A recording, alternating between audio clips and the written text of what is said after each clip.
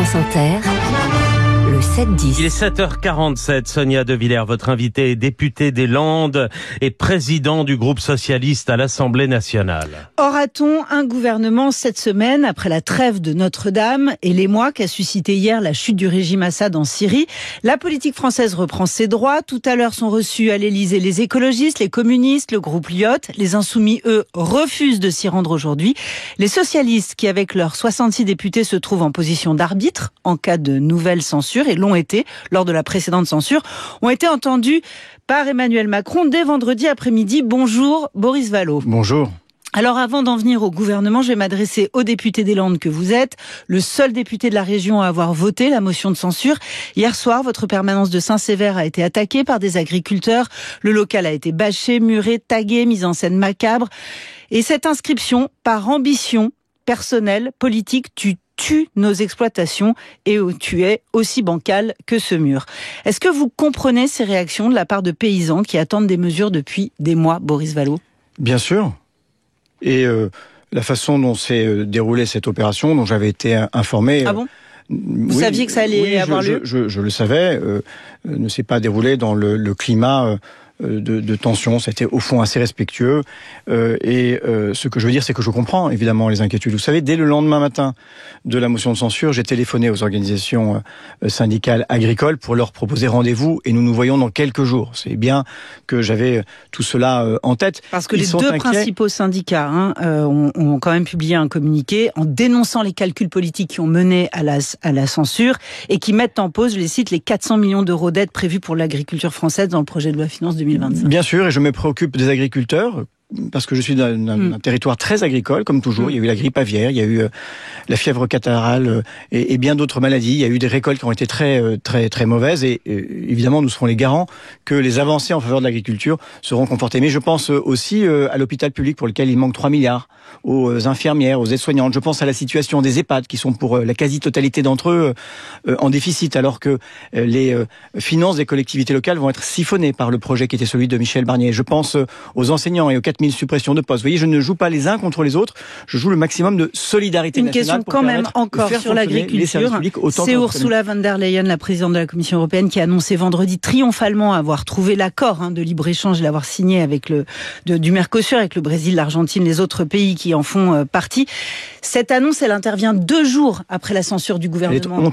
Elle est honteuse. Elle est inadmissible, elle est inqualifiable. La représentation nationale avait dit son désaccord il y a quelques jours. Les socialistes, que ce soit au Parlement... Mais ça veut dire qu'Ursula von der Leyen, elle a profité de la faiblesse politique française du moment. Elle a profité de la faiblesse politique d'une manière générale, d'un président de la République qui, en réalité, a perdu son aura depuis bien longtemps à Bruxelles. Pour ce qui concerne les socialistes, que ce soit au Parlement européen ou à l'Assemblée nationale, voilà de longs mois, de longues années que nous avons dit notre désaccord à l'endroit du Mercosur. Et de ce type d'accord de libre-échange, elle ne doit pas être terminée. Parce qu'il faudra encore le valider, cet accord. Exactement. On ne peut pas accepter de mettre en difficulté de façon structurelle notre agriculture en le mettant en face d'une mondialisation qui est une mondialisation sans règles, une mondialisation déloyale. Emmanuel Macron, s'il va jusqu'en justice, parce qu'il y a une possibilité d'aller jusqu'en justice. Oui, il faut aller au maximum pour empêcher cet accord. Revenons aux tractations françaises, Boris Vallaud. Le président de la République semble sur le point de choisir un nouveau Premier ministre aujourd'hui ou demain. Il n'a pas mâché ses mots à l'égard du Parti socialiste, il n'a pas mâché ses critiques. Vous avez néanmoins pu dialoguer sereinement avec lui vendredi après-midi. Écoutez, il nous a reçus, est-ce qu'il nous a entendus? Difficile de le dire. Qu'est-ce que nous avons dit au président de la République? Nous lui avons d'abord donné le sens de notre motion de censure. C'est une motion de censure, je n'y reviens pas parce que c'est un mauvais budget. C'est une motion de censure parce que c'était une mauvaise méthode. Michel Barnier n'a en réalité jamais fait de compromis. Il faut dire que quand j'étais allé le voir avec Patrick Caner, il avait eu cette formule qui est assez signifiante. Il avait dit « Je connais vos propositions, certaines sont intéressantes, mais je ne peux pas y satisfaire sans prendre le risque de fracturer mon bloc central. » Et pour l'avenir, vous lui avez demandé des choses au président de la République? Absolument. On a d'abord demandé un Premier ministre qui soit un Premier ministre de gauche. Vous voyez, si on veut un nouveau Premier ministre, c'est aussi pour avoir une nouvelle politique, pour que les électeurs qui ont voté après la dissolution, dont on n'a toujours pas compris le sens, même si Emmanuel Macron a essayé dans son bureau de nous en expliquer les tenants et les aboutissants.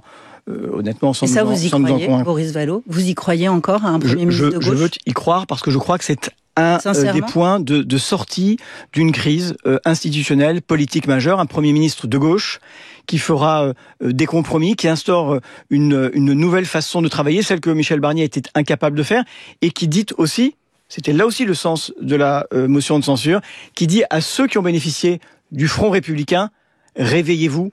Est-ce que vous préférez des négociations exigeantes, difficiles avec la gauche, ou au fond être tenu dans la dépendance du Rassemblement national qui vous fait sauter à la corde? Un Premier ministre de gauche, qu'est-ce que vous allez faire? Mais aujourd'hui, je ne me place pas dans cette hypothèse. Ah bon? Je me place dans l'hypothèse où c'est un Premier ministre de gauche.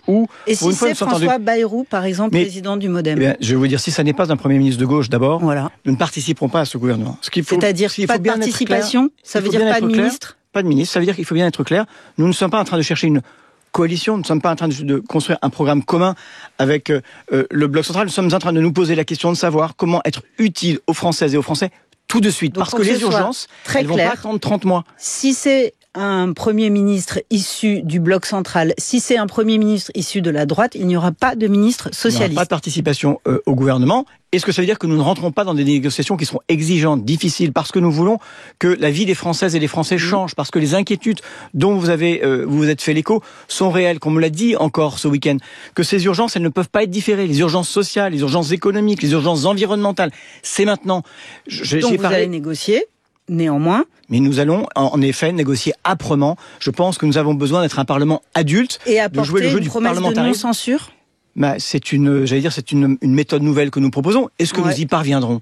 Ça suppose que ce bloc central soit capable de se dire, à la différence de ce qu'il a fait dans l'hémicycle ces 2 derniers mois, qu'il ne peut pas être dans la défense du bilan, tout le bilan, rien que le bilan d'Emmanuel Macron. Vous avez compris? Être des parlementaires adultes, ramener des victoires à la maison pour les Françaises et les Français. C'est ce que nous essayons de faire. De compromis pourri. La formule est de Jean-Luc Mélenchon, elle date d'hier soir sur sa note de blog. Le PS a la censure honteuse, je le cite. Ces rendez-vous élyséens de parade décident des compromis pourri. Il qualifie le comportement du PS de déloyal et mortifère. Il a donné 2 interviews à la presse espagnole et italienne. Il dénonce, je le cite encore, la méthode extrêmement brutale d'Olivier Faure, le patron du PS, et personnelle. Si vous vouliez avoir les commentaires de Jean-Luc Mélenchon, il fallait inviter Jean-Luc Mélenchon ce matin. Voilà. Moi, j'ai le sentiment que le Parti socialiste n'est pas isolé. J'ai lu le communiqué de presse des écologistes, j'ai lu l'interview de Fabien Roussel. Ils vont à l'Élysée aujourd'hui, soucieux de quoi d'abord? Des Françaises et des Français, de sortir de cet espace politique et institutionnel, de défendre les idées pour lesquelles nous avons été élus. Et je préfère des avancées, même modestes, dans le sens de la gauche, que des grands reculs dans le sens de l'extrême droite. Donc ça veut dire quoi? Ça veut dire que ce sont les insoumis qui s'isolent? Aujourd'hui, c'est le sentiment que j'ai. Nous ne trahissons pas ce pourquoi nous avons été élus. Nous essayons de le défendre. Nous voulons le défendre et obtenir des avancées maintenant, parce que les urgences sont maintenant. Voilà. Je n'ai pas d'autre chose à vous dire. Est-ce que c'est la fin du nouveau Front populaire? Mais ce n'est pas la fin du Front populaire. Je ne change pas d'alliance. Mélenchon, je ne cherche pas une coalition. Je cherche à défendre le projet sur lequel j'ai été élu. Si le Parti socialiste, il l'a dit hier soir dans la presse étrangère, si le Parti socialiste discute avec les macronistes, on continuera le nouveau Front populaire sans eux. Mais madame, le nouveau Front populaire, ça n'est pas Jean-Luc Mélenchon. Nous ne sommes pas moins le nouveau Front populaire que lui. Les écologistes ne sont pas moins le nouveau Front populaire que lui. Les communistes ne sont pas moins que lui le nouveau Front populaire. Et je crois, moi, à la nécessité de l'union de la gauche. Mais je crois que il vaut mieux des avancées, même modestes dans le sens de la gauche, plutôt que des grands programmes qui demeurent impuissants, ou pire encore, la trahison de ce Front républicain pour lequel Une dernière question sur ce sujet. Nous avons été élus aussi. Un accord de non-censure. Est-ce qu'il y aura des lignes rouges? Nous venons, bien sûr qu'il y a des choses qui seront pas, pas négociables et que nous reverrons probablement à 2027. Ce sera vrai dans notre cas. Une nouvelle loi immigration. Ça fait partie évidemment des choses auxquelles nous opposons à toute force. Mais pardonnez-moi, il y a des discussions, il y en aura, je l'espère, autour d'un Premier ministre ou d'une Première ministre de gauche. C'est une ligne rouge. Ah bah écoutez, on en a voté 29 en 40 ans. Vous voyez ce que je veux dire? Donc, et la dernière a été très mauvaise, ça a été au fond une énorme débâcle, non seulement politique mais morale, pour beaucoup de ceux qui l'ont voté. Merci Boris Vallaud. Merci à vous. Et merci Sonia De Villers. Il est 7h50.